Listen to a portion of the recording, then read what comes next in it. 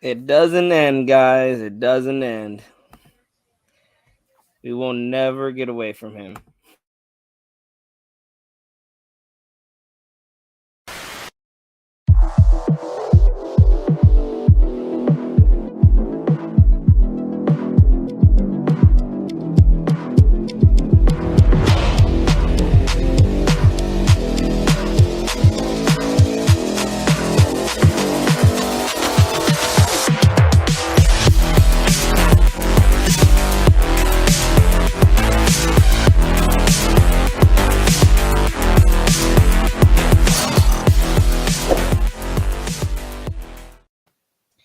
What's going on, guys? Um, Let me see. Really quick. Shout out to everyone pulling up. Happy What's going on? Tuesday. Happy Tuesday. Right now we want to talk about what is going on with Derek Carr. We know we didn't want And to talk Van about him. City. I know me and Nate didn't want to talk about him, but real quick, yes, Van City. I just texted you on IG. Text me, man. What's going on?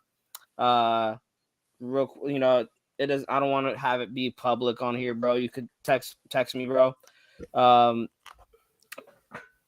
yeah, text me, man. Text me. I want reach out to me, man. I want to know what's going on. But real quick, I want us to look forward to the off season. We're going to talk about yesterday's game. We're also going to talk about this article that came out yesterday. Um, and Nate hasn't heard this article. I heard it. I read it yesterday, dissected it a little bit, and I wanted to talk to you guys about it. But first, let's get into the offseason. Nate, what did you think about yesterday's game? And I mean, how you doing, bro? How you doing? Yesterday's game. Yeah, with our potential future quarterback. Oh, the Bucks and the Cowboys. You can see it as like you can see it as like a melting down version of Tom Brady, or I mean, he obviously wanted to win that game, but people could say, "Oh, he's washed. Oh, he's too old." But that game pretty much, and being defeated in the playoffs, to me, that doesn't really mean anything to me. What matters is we actually, other than Tom Brady, we have a way better team than the Bucks. Other than Tom Brady, like without Tom Brady, we have a way better team than the Bucks. We have a better menu for him. Number one wide receiver, number one running back. But I feel like yesterday's game, you can.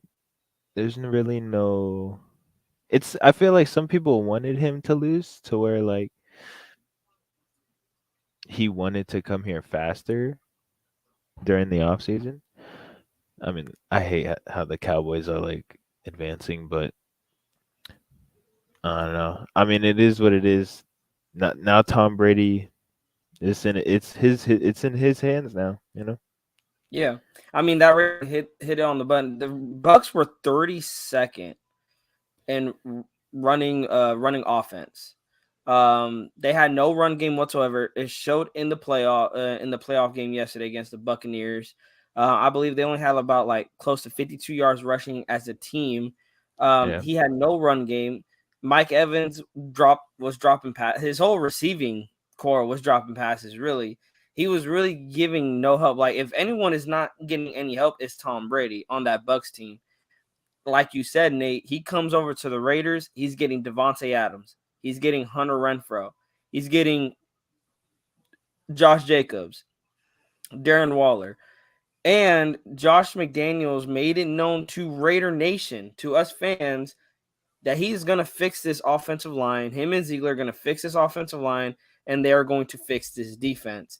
Not saying Brady's going to come here because of the weapons we have here.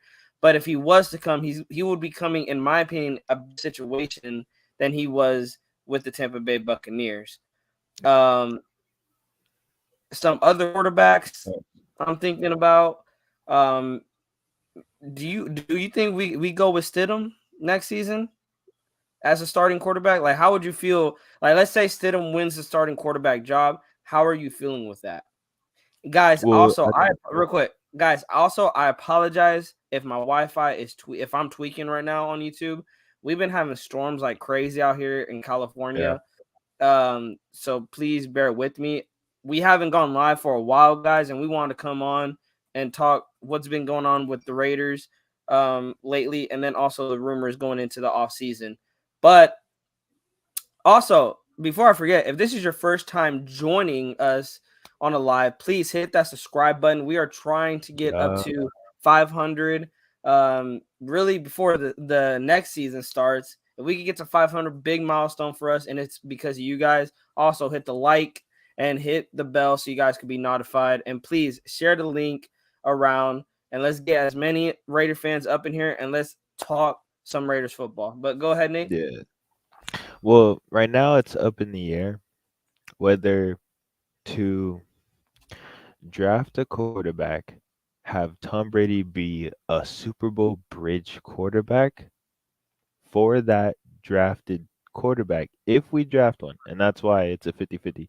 But or grab I don't know, grab a late rounder quarterback and have Stidham there in the time being, or what you think? Like, if we want to start Stidham, is there something secondly after like the Stidham start, or no? Or Um, do you want to bench Stidham and have him under a drafted quarterback? I Oh don't know. no no no no no no. I think you if you draft a quarterback, okay, it depends. I'm mixed on here because if the rookie Yeah, quarterback comes in, let's say it's Stroud or Levis, like bro, Stroud proved that he can be a top quarterback I want to say in the NFL, but there's a reason to go get him in the first round. There's also a reason to get Levis in the first round. If they beat out Stidham in a, because they're just playing better in the preseason, playing, having good practices, then you start them over Stidham. But if it's the other way around, I mean, then yeah, Stidham will be over those rookie quarterbacks because he beats them out. Like I want Stidham to earn the job. Like I don't want it to just be given to him because we haven't seen what we got out of Stidham. That's the thing. We need to see like if I want Stidham to earn. I mean, this is not just with Stidham. This is anybody. This is with if we get CJ Stroud or if we get any other quarterbacks in the free agency. I want whoever's at quarterback one go out there and earn it. Go out there and earn it. yeah. Like I mean, this is for what any it's quarterback that's coming in. Like I held that with Derek Carr, his rookie. I mean,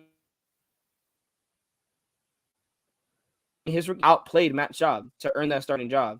And 2014, 2015, 2016, he was earning that starting role. Of course, 2017 was the downfall of Derek Carr that I think he was regressing after that 2016 injury. We'll get into that.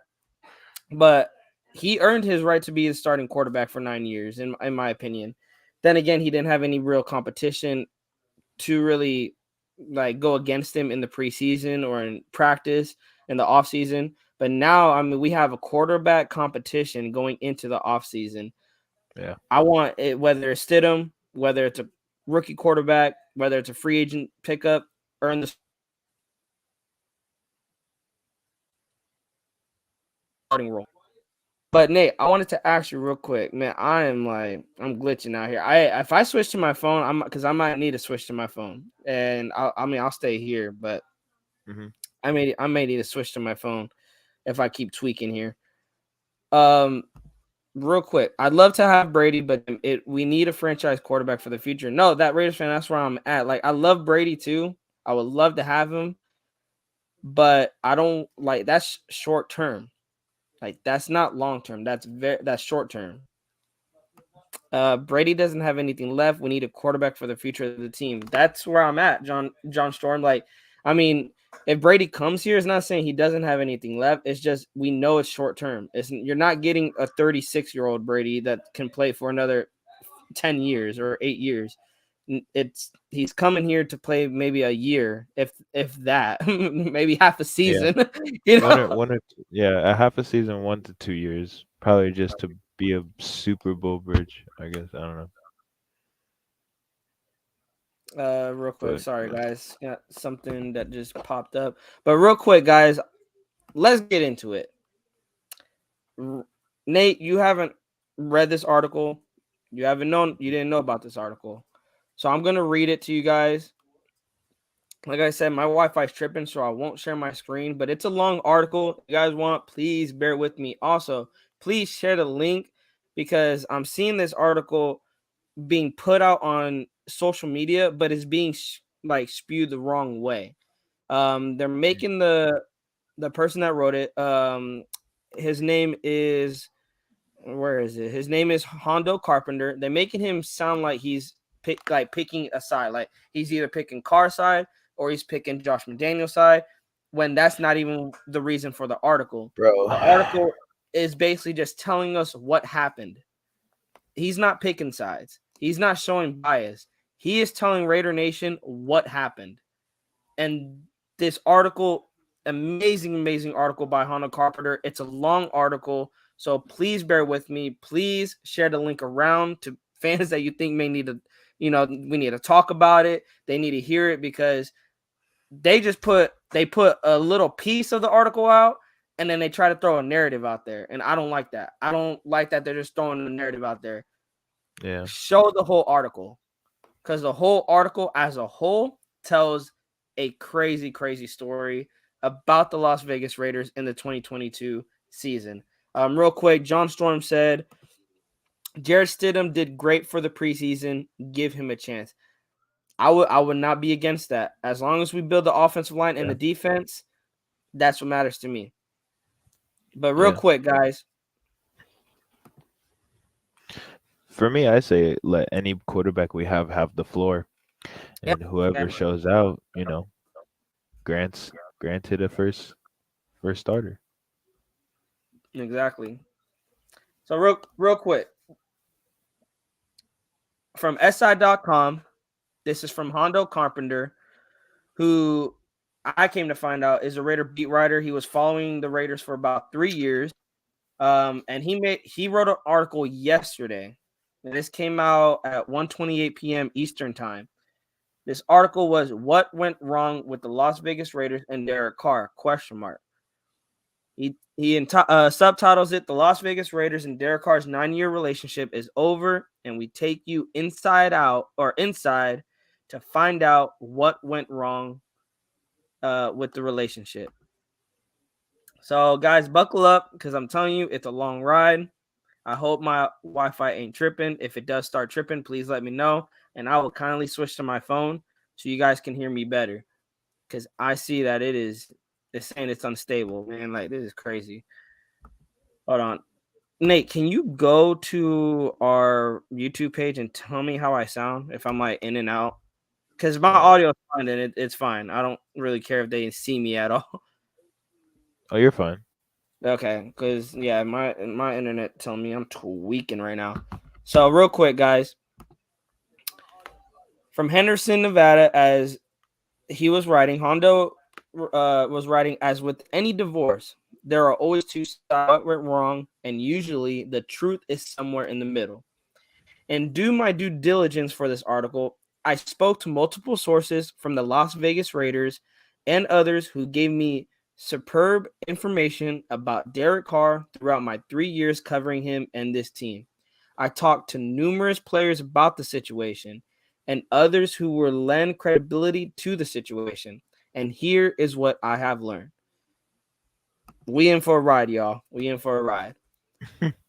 After you read this, my goal is not to be happy for one side or the other, but my goal is to tell you the truth so you can learn how complicated this last season was and why this divorce is better for Derek Carr and the Las Vegas Raiders. Hence our title, Carr and Raiders divorce needed to happen. This is why this is our title for today's live. So first off, the 2021 campaign was the most difficult of Derek Carr's 9 years wearing the silver and black. You might second guess that and wonder if 2022 was, but you would be wrong. I can tell you that there would never be a 2022 season like the one that the Raiders had if there hadn't been 2021 like the Raiders experienced. When Coach John Gruden took over the Raiders, he was unsure of Derek Carr. In fairness to Gruden, Bart Davis, one of his best friends, likes Carr, but Davis wasn't sold on his signal caller as a viable long-term answer. Davis, true to his strength, trusted his football people, and Gruden wanted to see for himself. Gruden liked a lot of things about Carr, and we knew this going into the 2018 season that Gruden did like a lot of things about Carr. He wanted to come to the Raiders to coach Carr. Um, while Gruden could be coerced and hard, Carr took it. Gruden could be grueling in his office with Carr, but the pride of Fresno State never wavered. One NFL team official who is very close to Gruden told me that Gruden told him after year one that kid is the real deal. Speaking of Derek Carr, they said after year one with Carr and Gruden, John had some concerns, but he never looked back after that. He loved Carr and Carr loved him. While Gruden didn't hold back, he did much of it privately with his quarterback. When the story of John Gruden's emails hit the news and Gruden was removed, Carr was hurt. It hurt for many reasons. The emails that came out were not the John Gruden that Carr was fond of. Carr also lost something he craved, someone in the organization that believed in him. Carr craved stability. Throughout Carr's career, he had been the face that publicly picked the franchise up and put it on his shoulders in many ways. While the average fan will have no idea, Carr spent significant time over his years calming players and dealing with what some saw as the organization's dysfunction. Now, that quote right there, guys, a lot of people take that quote from this article and they, like I said, they write a narrative with it. That Carr had to overcome so much, that the organization dysfunctional. We know that. But like I said, you got to tell the whole article, not just grab a quote and then run with it with the narrative. You got to tell the whole article because, as Hondo said, he's not trying to show bias, and he's not trying to prove one side is right over the other. So to continue, Carr had taken less money to sign an extension with assurance that his friend Khalil Mack would return, only to see Mack shipped out of town eventually. Fair or not, one teammate told me, I felt bad for Derek. He gave and gave, and right or wrong, it appeared that the Raiders just expected him to cash his paycheck and shut up. No one is painting Carr as a martyr, but he had his role and fulfilled it faithfully. Carr was not only the starting quarterback, but also the one who worked essentially as the team counselor. He would take guys under his wing, invite them into his home for Bible study, and try to comfort them when times were troubling. One player said, I think what John and Derek had going was magical. Derek was the guy everyone looked to. Another player told me, I remember learning that Mark Davis wasn't a big Carr guy. I was told that Gruden made that clear to Derek, and I always felt that stung Derek. The player said when John was out, I think Derek felt unprotected. And when Rich Bisaccia was named interim coach, everyone in the Raiders locker room and organization was excited. Well, nearly everyone. I want to see if you guys. Well, that Raiders fan, thank you for commenting. Justin Tuck mentioned Carr, told him he wasn't sure about his football career in 2014 after that tough start. I might have to check that out. I haven't heard Justin Tuck mentioning that. If you could, that Raiders fan, hit us up on IG. Send me that. If it's an article, or send me a link. I would love to read that. Continuing, I felt like we got our guy now. Rich was a lot like John. He would call you out and hold you accountable, but it was different.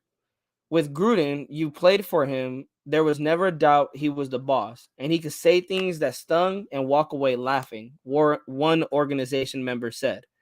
They added, with Rich, you played with him. I know he wasn't on the field, but if he trusted you, you had a voice. One of Derek's closest friends on the team, a player that Derek has declared as one of his closest friends, told me Carr loved John, but I don't think he ever had a coach he enjoyed playing for more than Rich.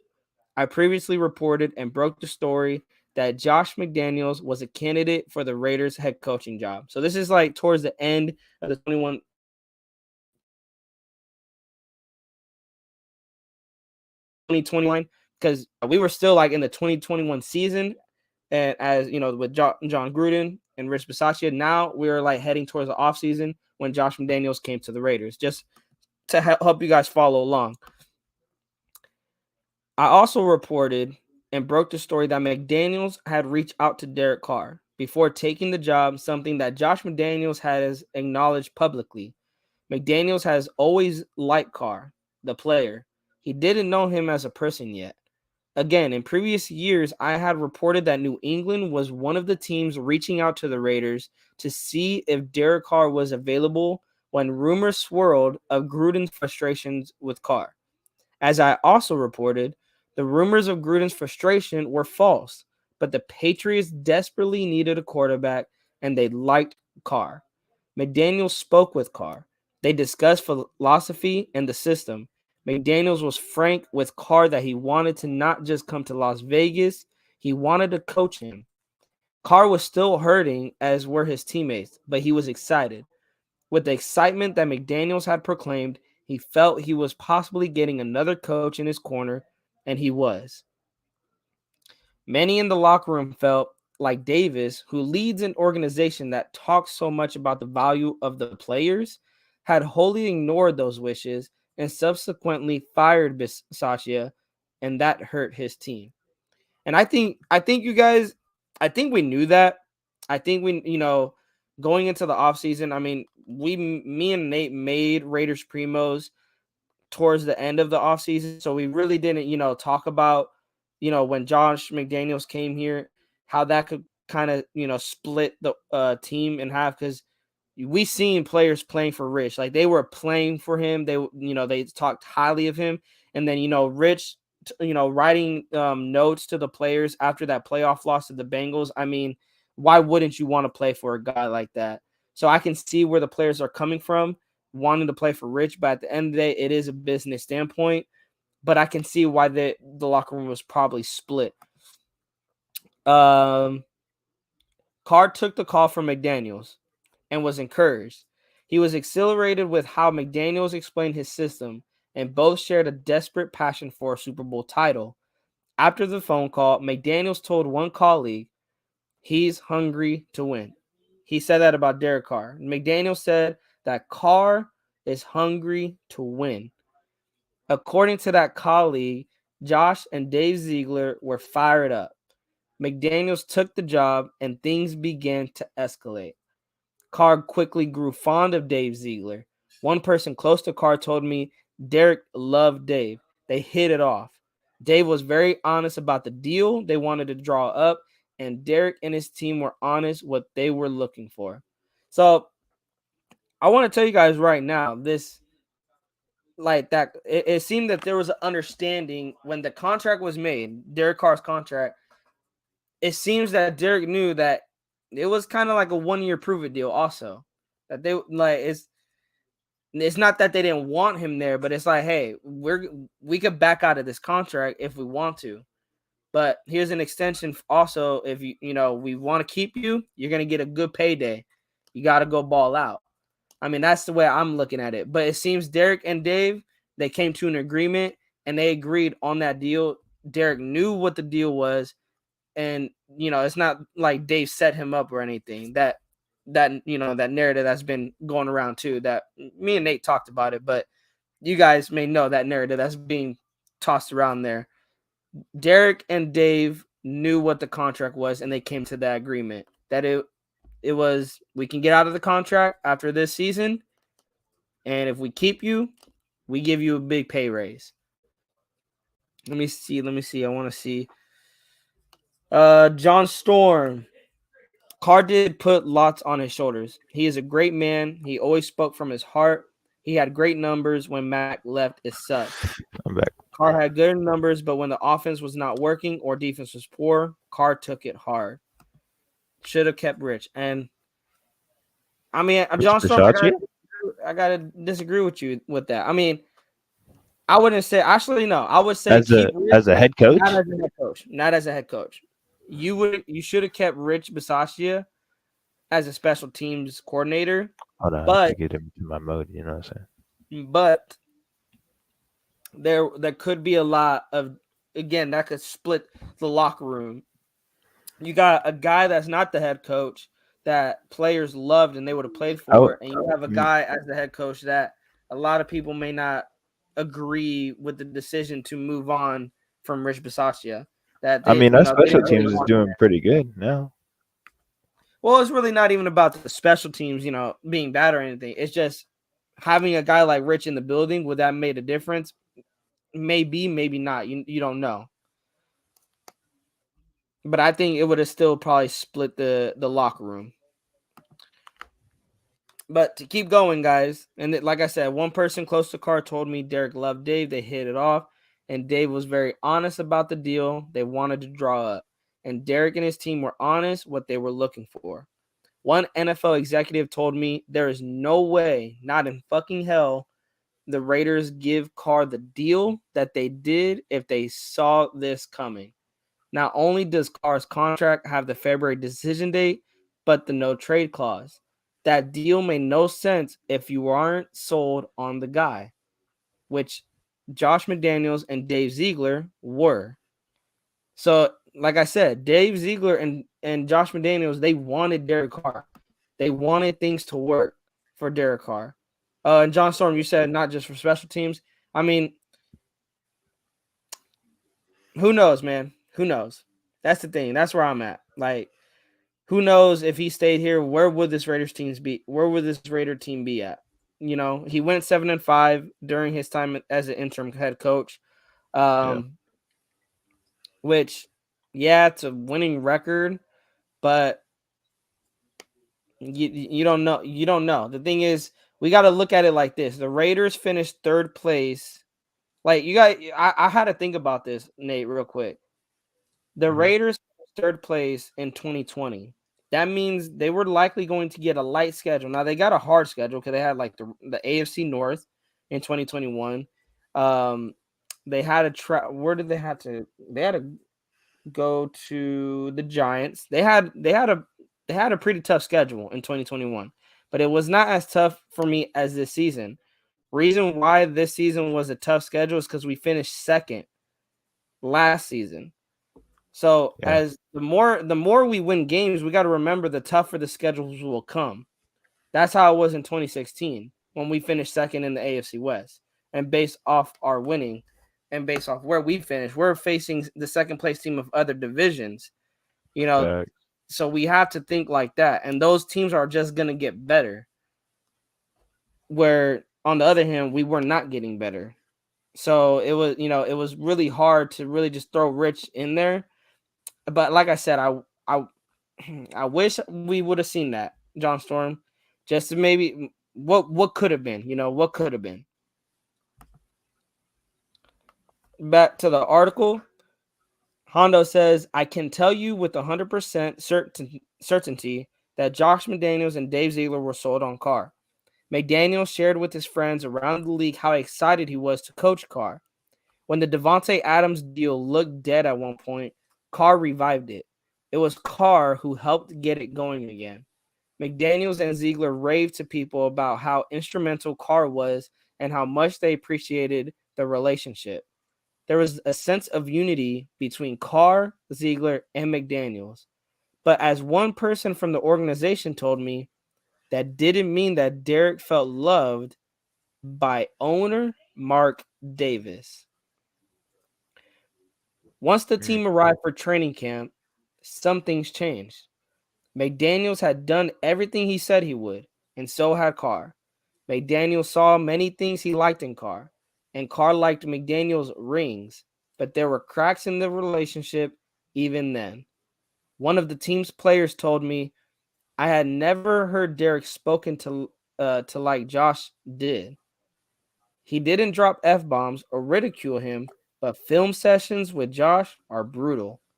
They said while many of the players were maybe tired with the length of the McDaniels film reviews, I think we all loved that he was consistent. While Carr was no stranger to criticism from a coach, oftentimes, according to one member of the organization, he has never had his mail read in front of the entire team like that. In addition, they said Josh calls everyone out. It is why everyone talks about him being consistent. He would call out coaches, players. I mean, hell, he even called out the people that bring water out on a timeout for not getting it out there quick enough. As one person Hey, said, the Patriot way of mindlessly going over every detail is now the Raider way. Josh is fair. He will call out a player and a coach. That is not good for some people. Did you want to comment, Nate? shoot, I would not want to play on. No, I'm just playing. I mean, hey, bro, if you feel that way, I mean, speak your mind, man. Speak your mind. He sound fun. He sound like he would be entertaining in that locker room. Oh, For bro, real. we gonna get into the fun, the fun of the 2022 Raiders. We gonna get into the fun. Mm. I asked them how they felt that impacted Derek. He holds the ball and touches the ball on half of the plays every game. Of course, he got ripped more than anyone. He was the guy who touched the ball more than anyone. I think he felt that McDaniels was unfairly putting everything on him. I shared the sentimentals above with one of Derek's best friends on the team, who said, I can see that. Looking back, I do not think Josh was too hard on Derek. I don't think he had taken such blunt force criticism in front of the team like that. And I think he was hurt. Longtime Raider great and color analyst of the radio game broadcast, Lincoln Kennedy, had previously spoken about that side of Derek Carr. My colleague from ESPN, Paul Gutierrez, wrote a book about the Raiders. In my opinion, it is the definitive book on the silver and black. In Gutierrez's book, If These Walls Could Talk, Kennedy, a Raiders team employee, said of the then team franchise quarterback, I like Derek. I think he is a nice guy. Don't get me wrong, but he can be childish and immature, and if somebody says something bad about him, he sulks like a little boy who takes his ball and goes into the corner. He's a good quarterback. Kennedy's previous description fits how players explain the relationship between Carr and McDaniels. Kennedy's comments came years before. One player said, I love Derek and wish he was still here, but I love the way Josh does it. Everyone on this team is held to one standard, and you are to perform at a championship level every play and every day. I like Gruden, but he was never wrong. I also wanted Basashia, but certain people didn't get it. Criticism in front of the team, like others. So I asked the player when he thought the breakdown was evident. He laughed and said, we all knew when we barely lost to Kansas City at Kansas City, talking about that Monday night game, we all felt like we played our best game so far. And if you ask me, it was our best game all year. They elaborated. We sat down to watch the film, and Josh made it clear that the Chiefs are the gold standard in our division. He talked about how we can't be happy to have almost beaten them.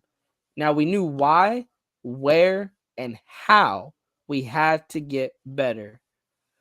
I mean, Nate, we've been saying that for years since Mahomes took over the starting job with the Chiefs. I mean, even when Alex Smith was there, we've said the Chiefs are the standard to like becoming the AFC West champions. We got to win our division, and it's going to go through Kansas City. And I'm glad that we got a coach that knows that and is preaching that onto amongst the players, that we cannot be satisfied with almost beating Kansas City. Kansas City's the standard, and we need to beat them. Not almost beat them, we need to beat them. I love that. Real quick, the 2018 schedule was one of the hardest in my opinion. 30,000 plus miles, and in 2019 a little bit more. Bro, John Storm, I forgot about that, man. I totally forgot about how much. I think through 2016 and like through from 2016 to 2019, I think they were traveling a lot, bro. Like I remember, but 2019 they went six. They started 6-4 and they collapsed and finished 7-9. No excuses for that. 2018 I can understand because it was really basically a rebuild under John Gruden. So 4-12, I mean that's a rebuild, but going 6-4 and then you just shit the bed and finish 7-9, not really a good look for a second year head coach on a second stint. Yeah. But to Nate, you want to add anything real quick so far? You could tell that McDaniels is a winning type of coach. Like he doesn't want to do anything half standard, half nothing. Like he is hard and on to whatever he puts his mind to. And it just shows you like he really like puts his heart and dedication into the locker room and the players feel that and I really like about that being him like him being a Raiders coach. And I like that too. And don't get me wrong, guys. Like I like him. I like hearing that, and seeing Hondo write that. It really gets me kind of excited to see what does McDaniels and Ziegler do this offseason to build that championship mindset that they're preaching on. But as Hondo's going to get into, um, Raider Nation, of course, had this frustration with Josh McDaniels, and Hondo did point that out. Real quick, let me continue. The player added, "We all felt pretty good, but under McDaniels, there are no moral victories. I would doubt Josh would say it, but I believe he thought had we won the game, the entire trajectory of the season would change." I mean, real quick, Nate, we talked about that too when we previewed the game. We said, yeah, we're 1-3 right now, coming off a win against Denver, division rival. We're 1-3. You go into Yeah. Kansas City and you go and beat Kansas City. You're 2-3 at that point with a supposedly easy schedule coming up after a bye week. The whole season can change after that. 2-3 was very, very different than being 1-4. We knew that, and I think the players knew that as well. Uh, Numerous people have told me that after the loss to the Chiefs in Kansas City, they understood this team could compete with anyone. In the McDaniel system, when everyone did their job at a high level, one team employee told me after the bye, guys came back, and I think Josh sensed this team had a clear vision. His talk while watching the film was the quote, essential New England moment. Not good enough. I mean, everyone was under the scope. The team employee said, "I remember one of Carr's friends saying that Derek was hurting. While he felt the team should have won in Kansas City, he thought McDaniel's relentless and consistent push was not what the team needed. One player summed it up best to me. Josh sees a standard, and you have to meet that standard every second to win the trophy. And I believe Derek saw it as a constant negative." They added, "Derek was all in, but I think he felt like the fun was being sucked out of the team. No one outworked Derek, but McDaniels was relentless. McDaniels had a Super Bowl or bust mentality, and Derek had 9 years of this." The next game in Allegiant Stadium on October 23rd against the Houston Texans was telling. Against a Texans team that wasn't good, the Raiders won by 18, but that win wasn't good enough for McDaniels. The Raiders had not played well.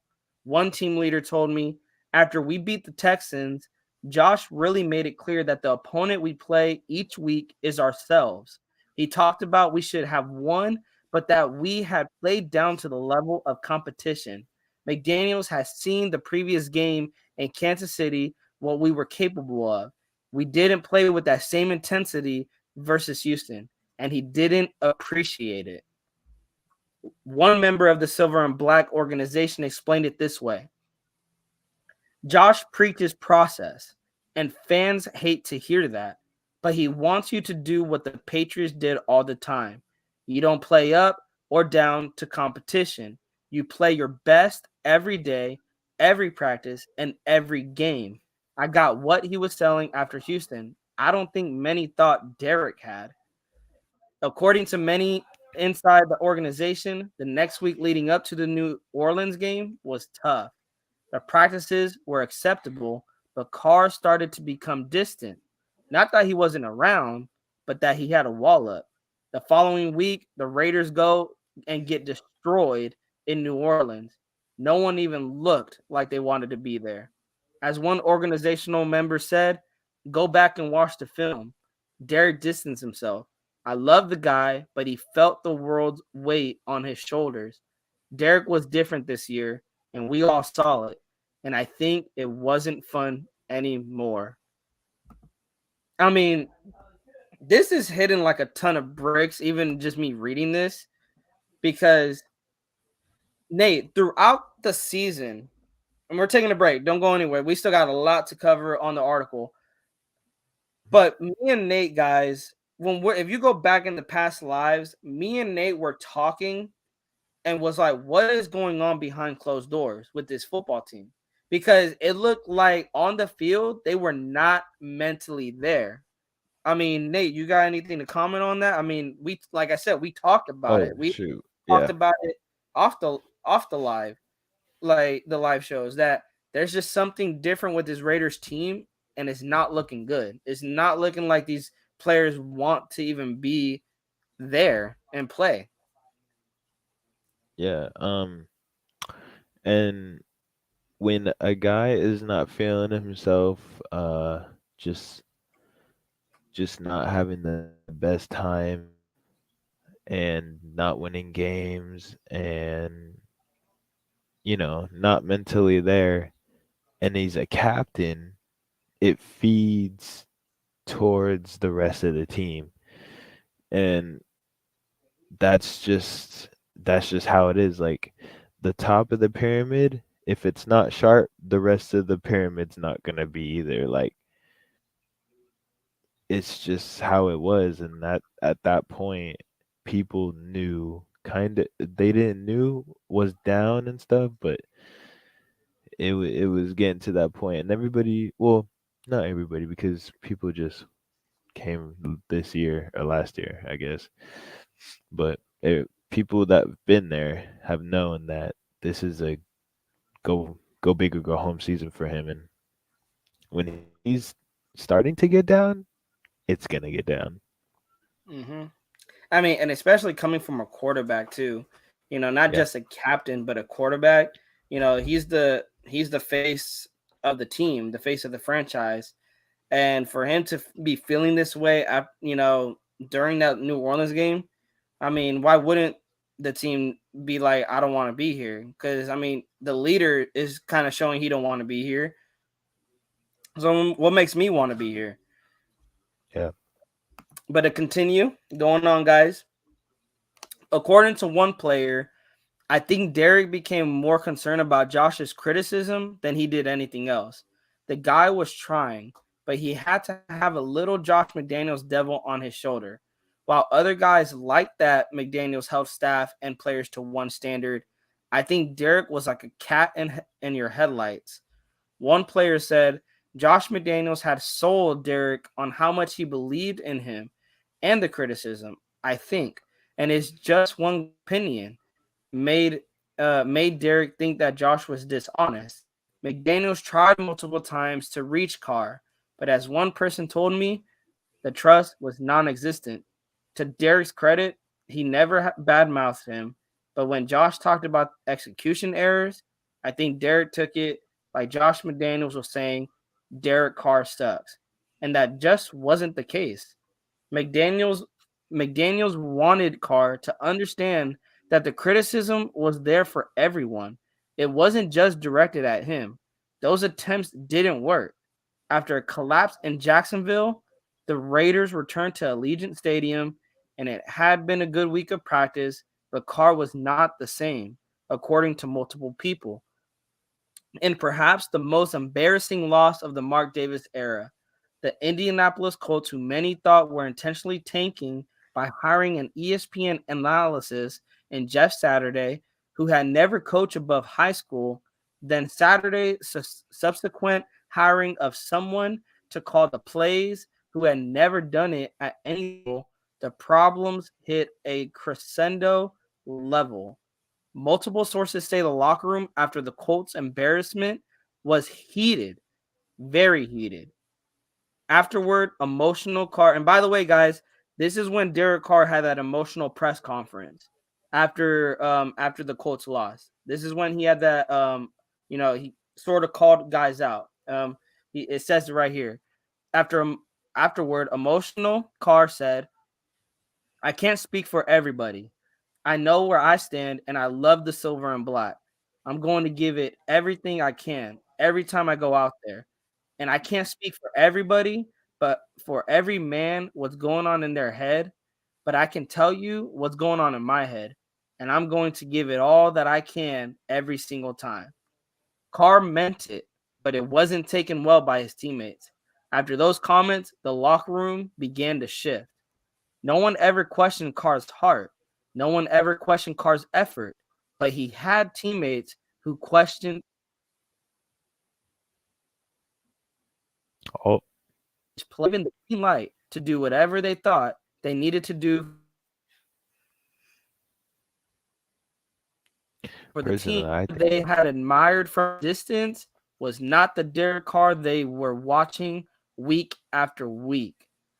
Carr's execution, errors, injuries, lack of depth on the roster, and terrible defense all added up. Carr had made decisions that were not in his nature, and to Carr's credit, he had battled back and or rib issues, but his decision making was poor, and his execution was sometimes unfathomable. McDaniels knew his team was in trouble. After three straight losses, including the embarrassment to the Colts and the emotion of Carr and the fire on his team, he knew he needed to do something. While never deviating from his process, he did his best to try to keep things moving in a forward direction. And the team came together after that. This team knew what they could do. They had seen it on the road at Kansas City. Please make no mistake, they hadn't lived up to it, but McDaniels saw what they could be. Throughout it all, McDaniels kept preaching the process. Guys appreciate what he was trying to do. When it was clear guys were no longer going to be viable in the long term, they got rid of them. Through it all, McDaniels hadn't given up on Carr. And to his credit, Carr was still making an effort. But the relationship was fractured. While McDaniels believed in Carr and liked him personally, handling his quarterback was difficult. McDaniels isn't one to coddle people. He works long hours and expects guys to do their job. For all of his critics, Tom Brady, the best of all time, is harder on himself than anyone. As one former New England teammate of Brady said, "You would rather have a Bill Belichick tirade at you than a Tom Brady. He demands so much of himself that when he is screaming at you, you have no other choice but to take it." That was not Carr's style. Carr is not one to get in the face of his teammates and demand their inheritance to the process. That doesn't mean that Carr isn't capable, but the emotion in the locker room after the loss to the Colts was fueled by players not caring for being called by a quarterback who they felt was playing quote unquote terrible. One organization member said, "I have no doubts that Derek liked and respected McDaniels. I also have no doubts that Josh McDaniels liked and respected Derek. I also don't think the marriage worked." As the team suffered through its three-game losing streak, pressure mounted. Mark Davis had made it known that McDaniels and Dave Ziegler regime would get 2023, but if there was going to be a 2024, 2023 couldn't look like 2022. The more McDaniels and Ziegler watched 2022 unfold, they also kept their eyes focused on 2023 and beyond. Ziegler and McDaniels aren't heartless. They were frustrated, like Carr. One member of the New England regime told me Dave and Josh didn't fit here. Well, let me say this. They fit and won a lot, but personality-wise, they didn't.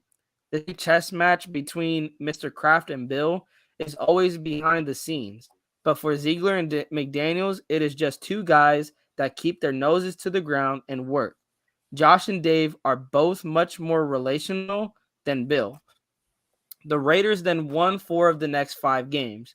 While the Carr McDaniels wall was still up, the playoffs were still an option, and the team seemed to have found some magic missing since 2021 ended. The Raiders lost a game they should have won against the Rams, and then won a game against the Patriots they should have lost. In both games, Carr struggled with execution at times, with decisions that made no sense. While none of the losses sit squarely on his shoulders, the McDaniels and Ziegler brain trust believes that better quarterback play can overcome weaknesses. They have seen Brady do it for years, and even Mac Jones as a rookie. And I wanted to point this out real quick, guys, that when I went to that Patriots and Raiders game, towards the end of the fourth quarter, Derek Carr was on the sideline by himself. And I didn't want to read, I talked to Wasted about it, and he said on his that he didn't want us to read too much into that. But for me, it was kind of, weird to see, that Derek Carr wasn't with his offense. Derek Carr wasn't with his receivers. Derek Carr was like as far from the team as he could be. The only guy I think that was near him was another team personnel, and it wasn't the quarterback coach. At least to my seeing, because he didn't have no headset, he didn't have no tablet. It was just Derek Carr standing by himself on the sideline, watching our defense, hoping they can get a stop. I didn't want to read too much into that, but with everything that's coming out with this article, like, you never know. You never know, man. Yeah. To continue, when the Raiders went to Pittsburgh, there was a lot of optimism. Despite the looming cold weather, there were still playoff dreams on the horizon. The Carr frustration with McDaniels and the McDaniels disappointment in Carr, this team still had a chance. In Pittsburgh, the weather was terrible and the play calling was not the greatest as the Raiders moved away from the run in bad weather. But Carr's decision making was at best suspect. McDaniels was used to having the quarterback in Brady, and one season with Mac Jones that rose with the playoffs on the line. Jones even garnered Pro Bowl status as a rookie. While McDaniels knew that the season being a disappointment was far from sitting only on Carr's shoulders, he would fix his defense and upgrade his offensive line in the offseason. The quarterback spot was another story. A team source told me after the Pittsburgh game that the Raiders were strongly considering benching Carr for the remaining 2 games. No one wanted Carr to be a scapegoat, but Raider Nation is divided into 2 groups. One group loves Carr and swears he can do no wrong, and the other can't stand Carr and probably still blame him for the final 2 losses. Both groups in their fandom are irrational. After years of terrible drafting, that has left the Raiders with nearly zero depth, multiple coaches, and almost no defense. It is unfair and illogical to blame Derek Carr entirely for the woes of the franchise. Despite numerous fourth quarter comebacks, it is equally unfair and illogical not to blame Derek Carr for the mistakes, poor execution, and failures. McDaniels believed in Carr. What made it worse for him and Ziegler was that they liked the man they were about to sit. A source close to McDaniels told me it hurt Josh to bench Derek. I am not saying he wouldn't do it. He did, but it hurt. His time in Denver changed him. He isn't Bill Belichick and doesn't want to be. He has become his father, and his dad is all about people. A big reason Josh came to Las Vegas was because of Derek Carr. Now he was benching him. He felt like he had failed as well. Considering the respect, I asked McDaniels about the personal dynamic with benching Carr. Here's my entire question and his answer. The question was, You talked to Derek Carr before you came here.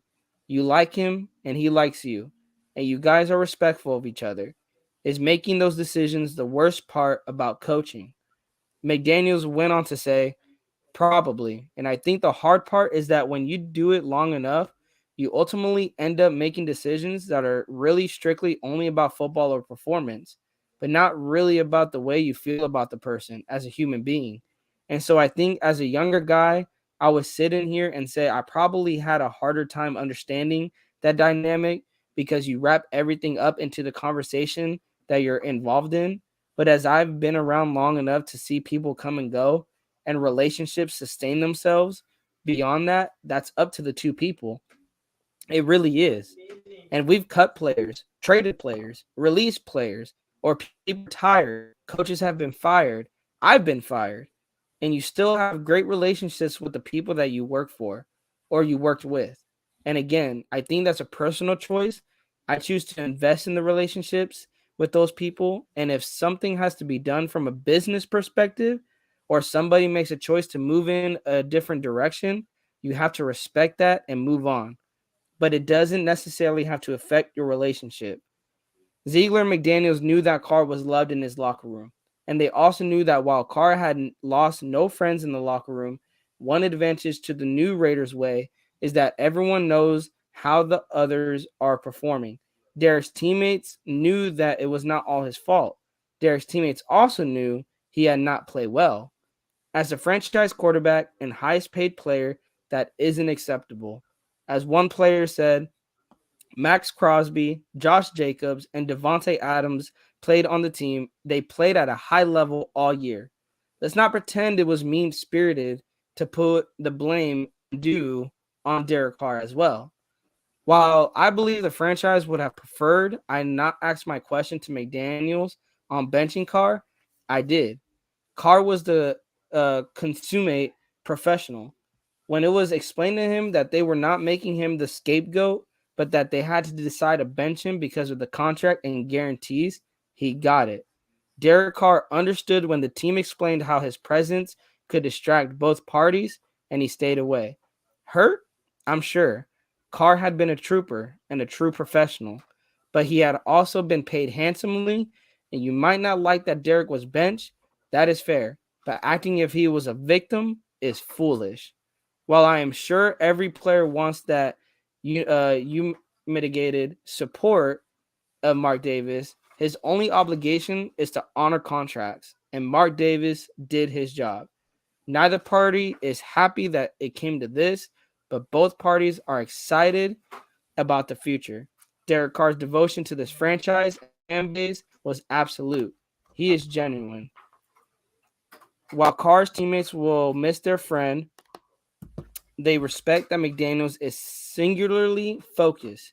They all know how they played in Kansas City. As one told me, if we had played every game this season as we did in Kansas City, and we weren't perfect, you don't think we are in the playoffs? Don't you think we win 11 to 12 games? Fuck yeah, we do. I see what Josh is doing.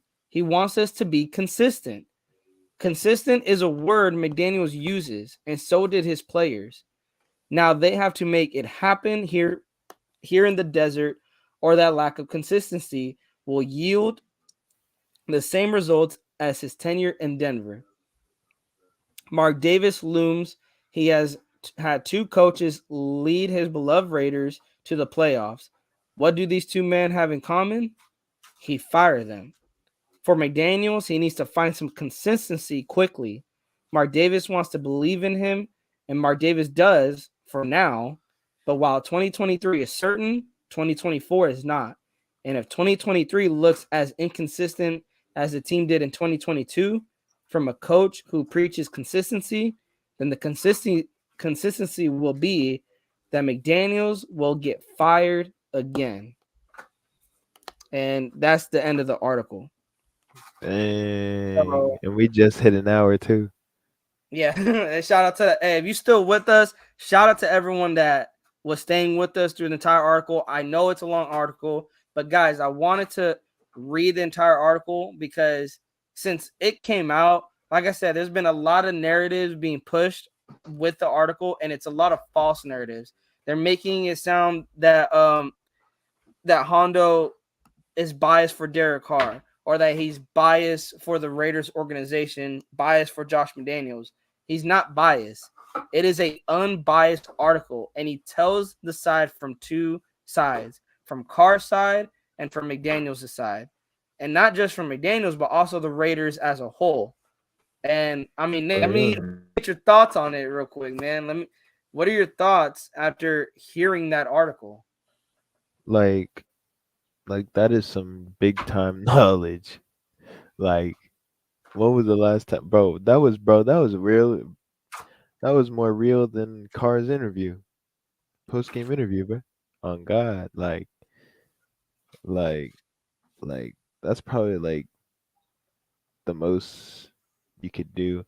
It's like this explains how much not only Carr has gone through in the last couple years, but like Raiders, like we really trusted him and rooting for him, like from going to Oakland to Vegas, and it's like crazy. I don't know. It was just so much. I don't even know what to say. I mean, hey, guys in the chat, we got 9 people in the chat. Give me your guys' thoughts on Hondo Carpenter's article. If you guys want to It go was a check good it out article. yourselves, it is on si.com /NFL/Raiders from the Black Hole Plus. Just search up Hondo Carpenter, Derek Carr, or Josh McDaniels, whatever. You will likely find the article. The article is titled "What Went Wrong with the Las Vegas Raiders and Derek Carr." It is an amazing article, guys. If you guys have not read it, I really recommend reading it. Or if you want to hear our thoughts on it, start the live over. I believe, talk about it 10 minutes into the live. Guys, like I said, I wanted to bring it up because a lot of people are putting a lot of false narratives out there with the article, like I Hmm. said, making one side sound like Carr wasn't the problem, or that Josh McDaniels, wasn't the problem. Like, no, this is from both sides that Hondo reported on, and it gives us kind of a clear, kind of like what happened during the entire season. And like I Yeah, said, me and Nate were skeptical of what was going on behind in the locker room with the Raiders, whether it was Josh McDaniels, whether it was Ziegler, whether it was Mark Davis, whether it was Carr, whether it was other players. We knew that there was something going on in the Raiders organization, and it was not looking good at all, especially after that New Orleans game. That New Orleans game for me was like, that was not the Raiders that I expected to see. And that was probably by far the worst Raiders team, like Raiders performance I ever seen in my time being a Raiders fan. for me, that game was second. I feel like the worst game that I've ever seen that will probably never change for me is against the Falcons in Atlanta. Oh, in 2020 Yeah, when we got freaking blown out. I know, because we were, yeah. bro, we He were threw supposed to like win the game, man. 3 to 4 interceptions or something like that. No, he had 3 interceptions, I think, and then he had 2 fumbles. Bro, that's my worst game. I That's mean, mine. and as a whole, it was like I said, like Honda. I mean, even throughout the 9 years, Derek Carr does not get should not get solely blamed for what the Raiders have been through, not just this season, but in past seasons. But I like what Hondo said. We can't act also that Derek Carr should not get blamed. Like, he should get some blame. Not all of the blame, but he should get some blame. And that's what me and you, Nate, have been trying to just tell people, that we're not Raiders haters. We understand that the defense needs help. We understand that the offensive line needs help. That Yeah, they've sucked and they've sold a lot of the games throughout the season. But we've also said the reason why we bring Derek Carr's name up is because a lot of people don't want to bring his name up because they think, like Hondo said, he can't do no wrong. And it's like, no, like, if he doesn't throw a pick here, and instead of a pick, it's a touchdown, could change the game. There's a Yeah. lot of decisions that he made that skew the game, but also from a coaching standpoint, I'll say this: Josh McDaniels Oh, and not Patrick Graham, bro. Hell, even Mike Lombardi. I think it's Mike Lombardi. I don't even know our offensive coordinator's name because they don't talk about him a lot. That just call him Mike. their play calling was questionable at times too. Their decision making was questionable at times. Patrick Graham, you're calling a press man with no help for a rookie corner against the Rams game. What type of shit is that? Like, the coaching needs to be held accountable also. And Yeah. like the article said, if what we see in 2023 is a replica of what 2022 was, a lot of people that want Josh McDaniels gone will get their wish. He will be gone. And I will be gladly okay with that. Because just like with players, you cannot give a coaching staff too much time to rebuild. How long are the Raiders have been in a rebuild for what, 20 plus years? Now, I won't call this a rebuild. I think we just need a little bit of pieces here, a little bit of It's fix like a on the mini rebuild. Yeah, it's like a mini rebuild. We're too talented to be in a rebuild, guys. We're too talented to be in a rebuild. It is more of like a mini rebuild. You fix the offensive line, you fix the defense, and you figure out who the hell is going to be your quarterback of 2023. And Josh McDaniels, your ass is on the hot seat in 2023. Because for Yeah. me, you got no fucking excuses now. You either could do it or you can't. I try to back Josh McDaniels up, but next season he either can do it or he can't. For me, because I Yeah. want to see improvement. You went 6-11 this season. I need more than 6. I need not even more than 6 wins. I need a playoff berth next season. Give us fans A playoff something, win. a playoff win, anything that we can be like, okay, Josh McDaniels is taking the Raiders in the right direction. There's some hope for the future that he doesn't maybe needs a little bit of more pieces now, and we could become a Super Bowl contender. Because I think it's gonna happen in one offseason. I don't believe that.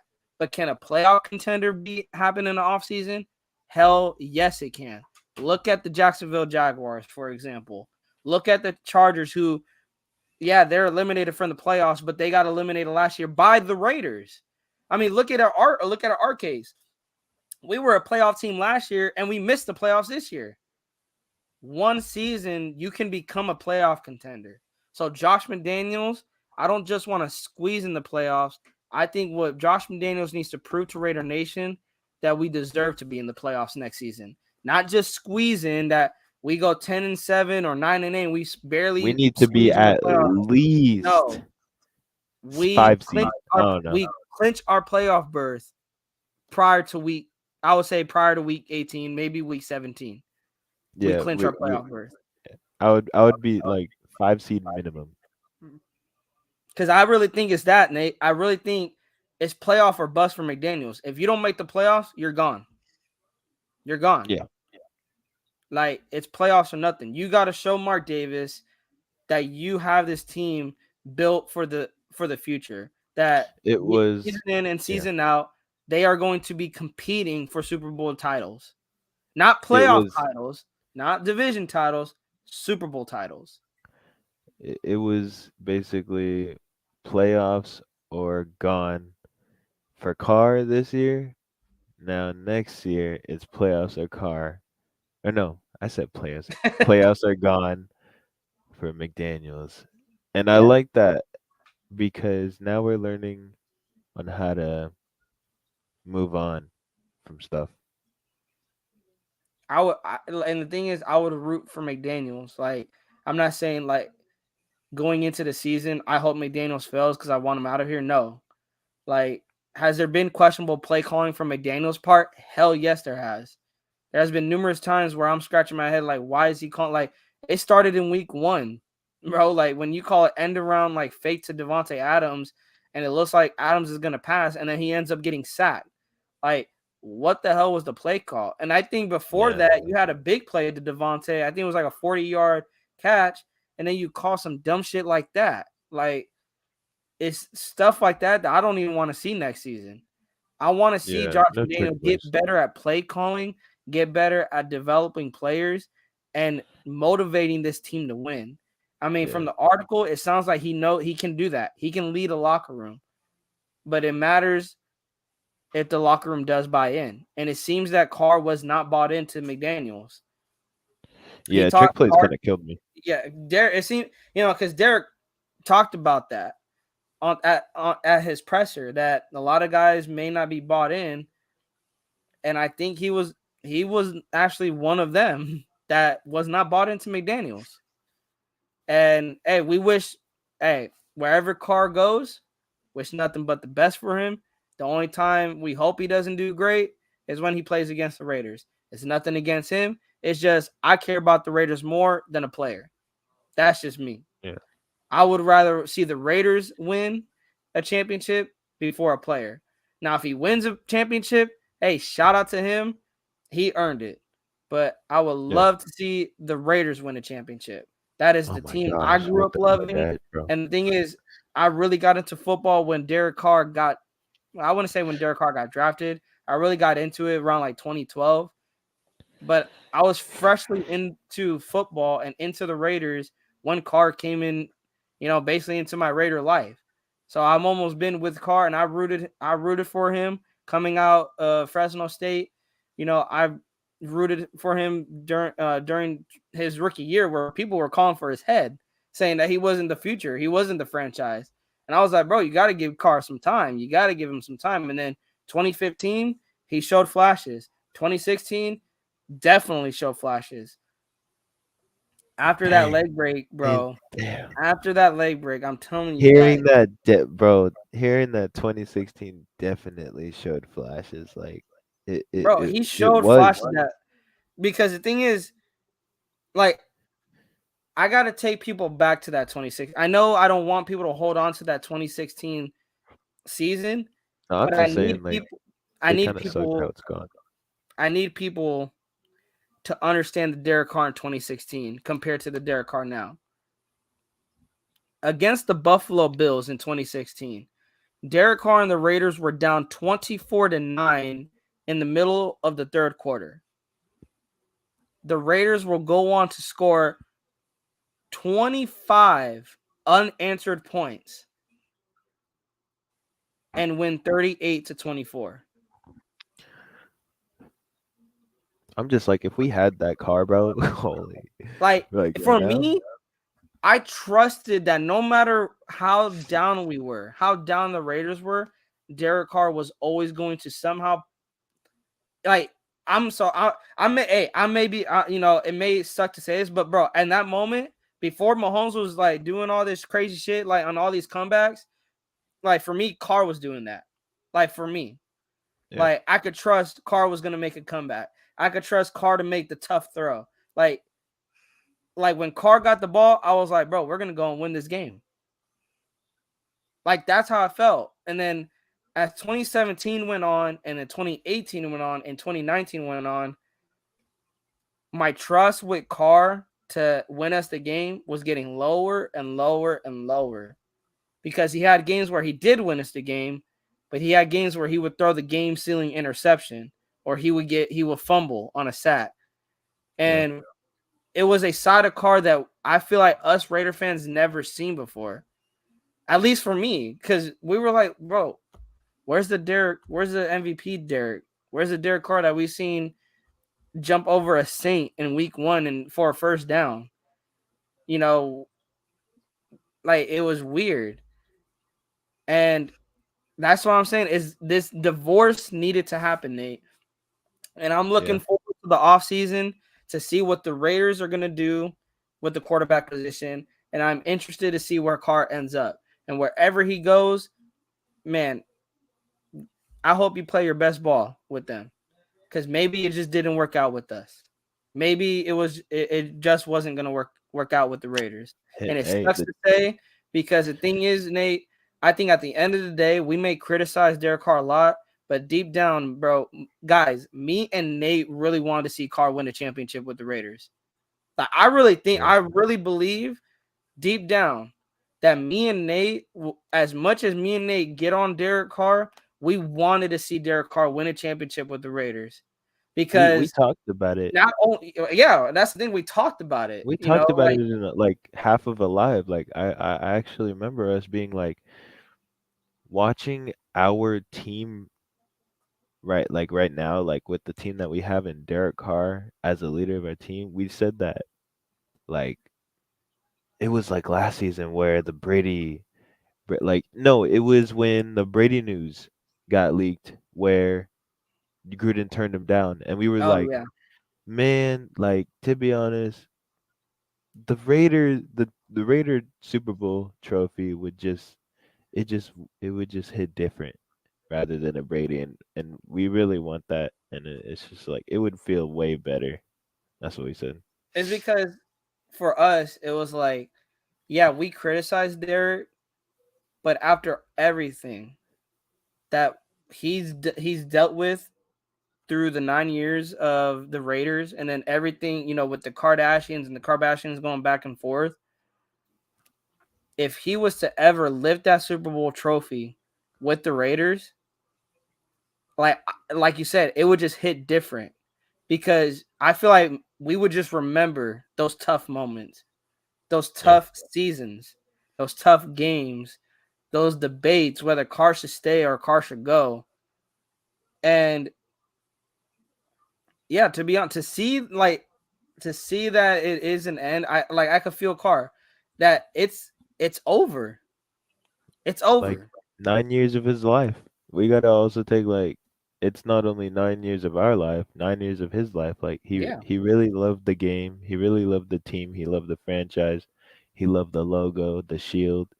He was a Raider, but I mean, you could tell like It wasn't working. yeah, it wasn't working, and it's like no, you don't have to feel for him, but you also I don't know, as I realized as a person that it's different from like a player and a person. You can realize as a person that you should get his like sadness because Yeah. this was a team that he loved, and realize as a player, be like, well, you know, off to another team. It's as simple as that. Yeah. And that's the thing. As a man, as a person, I do not hate Derek Carr. I respect him, and that's what I'm saying. I wish nothing but the best for him. But as a quarterback, dude, I'm glad you're not gonna be with the Raiders. Because Yeah, it's just and not working. It's not working with us. And it's not to say I wish it wouldn't work, because there was so many times I wanted it to work. There was many of our preview shows that I'm like, oh, Derek Carr is gonna ball out, throw for 300 yards, 3 touchdowns, and we get disappointed because he doesn't do that. He yeah, goes either shits the bed or he has a decent game, and Josh Jacobs is the one that balls out. I've always wanted Carr facts. to just shut. I wanted Carr to shut me up. I know a lot of people will be like, "Man, like exacting Rick, can you just shut up about Carr?" Well, Carr won't shut me up. It's like because I I've want. always wanted to see Carr just shut the frick out of the Kansas City Arrowhead Stadium down to the floor at halftime or something. Like by halftime, actually, you know what? We're the Raiders, and their car's always on the.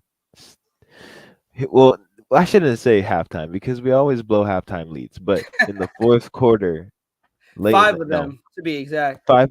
I just want to see five. No, a half a second left, so we're for sure to win. So we don't make a comeback. So we don't leave a comeback in the last 5 seconds. I was gonna say, But hey, maybe just, it could be backwards next season. Maybe we go down at halftime, so then we could lead the comeback to win the game. bro, you know how, bro, we, those emotions back again. Those emotions. Yeah, At least it'll be sad in the beginning and happy at the end. yeah. But It'll be so anyways, sad. guys, like I said, this divorce needed to happen. This breakup needed to happen. Whatever you guys want to call it, it needed to happen. The Raiders are moving on from Derek Carr, and Derek Carr's moving on from the Raiders. So I mean, Yep. hope the best for Carr. But I'm hoping the best for my Raiders too. And I'm hoping we see these Raiders go into the offseason with a full intention to just swing a home run out of the park, go get guys that want to win, that want to be here, and go get a Super Bowl championship. That's all we want at the end of the day, right? Like, we can debate, we can argue, but at the end of the day, all we want is to see these Raiders lift that Lombardi trophy. We don't care how we get it. All we want is to lift that Lombardi trophy at the end of the season. And with all the expectations coming into the 2022 season and to not even sniff the playoffs, like, bro, we were out before the playoff picture was even set. Yeah. Like, that hurt us. That really hurt us. So, me, Nate, we feel the Raider Nation's frustration. We feel the hurt because we had so much expectations going into this season. But guys, I mean, I feel a little optimistic for the future, but I still will say this: I want them to show me at the end of the day. But then again, I mean, Nate, going at the start of August, bro, we're gonna be like, oh, we're winning the championship, bro. We made these moves, we get these guys. There's no way we don't win the Super Yeah. Bowl, or at Just least like go. every offseason. Yeah, every offseason. But with that being said, guys, we're gonna get out of here. Thank you to everyone that pulled up. Shout out to you guys. If you guys have not already, please hit that subscribe button. We are trying to get to 500 subscribers. Hit the like, hit the bell, and we'll see you guys in the next video. We're going to try to be doing some homework on some free agents that we can get. So, like I said, hit that bell when we go live to break down some possible free agents that are coming. Me and Nate have really been quiet on that only because there's a lot of scenarios that can go on in the free agency period, and it's all going to depend what we do with Derek Carr, what trades are, if we're going to trade him or we're going to cut him. Like, we got so really that's why it's been slow, guys. It's not to say we haven't been doing our homework. We really have. We just really did not know what to really come on and say, and we just didn't want to really come on and give you guys fake content or really nothing that we're kind of like being a dead horse. We didn't want to do that to you guys. So, with that being said, we love you guys for your support. Shout out to everyone that pulled up. Like I said, on the way out, hit that subscribe button, hit the like, and hit the bell. And Bro. guys, don't smoke weed because this is what weed will do to you guys. Um, Stay please don't do it. away from Please don't drugs, do it. kids. Because And then end up bro, like a Niner fan that's gonna start saying this stuff. So please don't do it. We love you guys. Guys, have an amazing rest of your Tuesday night. We'll see you guys pretty soon here. I'm gonna try to get my Wi-Fi fixed, hopefully before the next live. But like I said, we love you guys so much. Thank you guys for your support. Thank you guys for staying with us. I know it's been kind of a dry week with us. We haven't been on having too many shows, but yes, shout out to everyone. Garrett, it's all love, brother. It's all love. We love you, bro. But see you guys in the next video. And go Raiders. hey yo, chill.